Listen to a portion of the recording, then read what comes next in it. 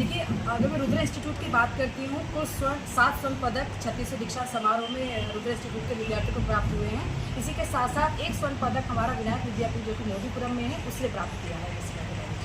तो कौन कौन से ग्रुप में इनको मेडल मिले हैं, कौन से विषय हैं? बिल्कुल प्रकाश डालना चाहूँगी। सबसे पहले मैं मेंशन करना चाहूँगी अभिनव सिंह को, जिन्होंने एमएससी भौतिकी में स्वर्ण पदक प्राप्त किया है और ये हमारे ग्रुप के लिए पहला स्वर्ण पदक है जो एमएससी भौतिकी में प्राप्त हो रहा है। इसी के साथ में बीलिप में हर्षिता मावी, एबलिप में अमरपाल सिंह, एमए सोशियोलॉजी में अंजलि, साथ ही साथ एमएससी माइक्रोबायोलॉजी जिसे मैंने नगमा प्रवीण का नाम लिया विनायक विद्यापीठ से।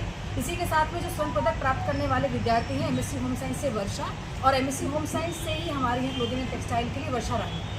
अच्छा मैम, अगर गत वर्ष की बात करें तो जो 35वां दीक्षांत समारोह से ले कंपेयर करें तो कितने मेडलों की संख्या में वृद्धि हुई है?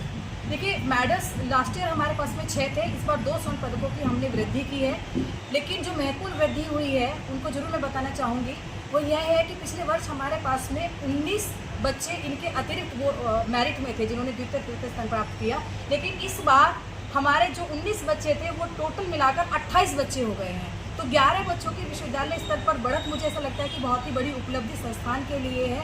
और विशेष रूप से मेंशन करना चाहूँगी अपने प्यारे बच्चों की मेहनत को, अभिभावकों के विश्वास को, टीचर्स की दिन रात की मेहनत को, और चेयरमैन सर जो हमारे आदरणीय चेयरमैन सर जो संसाधन ग्रामीण क्षेत्रों में संस्थाएं होने के बावजूद भी उपलब्ध कराते हैं से होता है। इसके लिए मैं रीना मैम से निवेदन करूँगी कि वो इसके ऊपर प्रकाश करें। Doctor Reena Bansal, Shanti Niketan group of institution से। मैम क्या अब ना सिर्फ बात यहाँ मेडल्स की हो रही है, मैं बात करूँगी कि हम केवल शिक्षा के क्षेत्र में नहीं, सर्वांगीण विकास में विश्वास रखते हैं। अब उसके लिए we are working really hard on their body language, on their communication skills, ताकि ना बच्चा ये सीखे कि उसने पढ़ा क्या, उसको प्रेजेंट करना भी आना चाहिए।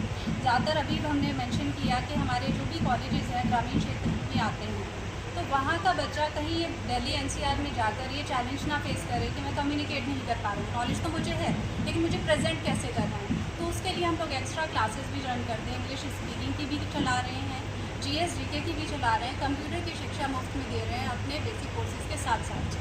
और मैंने रुद्रा डिफेंस एकेडमी का भी मेंशन किया। अगर बच्चों का रुझान उस ओर है तो रुद्रा ग्रुप उनके साथ है, ना केवल साथी बनकर, मैं हमेशा बच्चों को बोलती हूँ सारथी बनकर भी।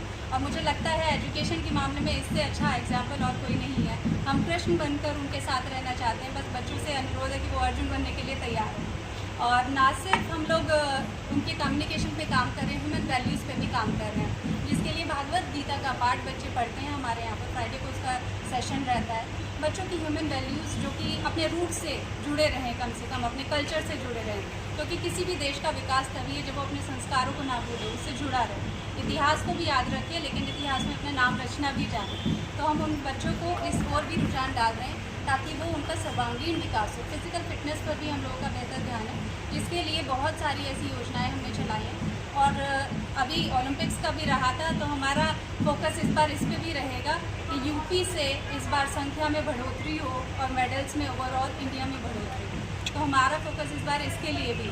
तो आई एम श्योर यूपी से इस बार संख्या बढ़कर जाएगी। मात्र 6 एथलीट्स यहाँ से गए थे, अब इस बार ही हरियाणा की तरह 47 तक पहुँचने की हमारी तैयारी है।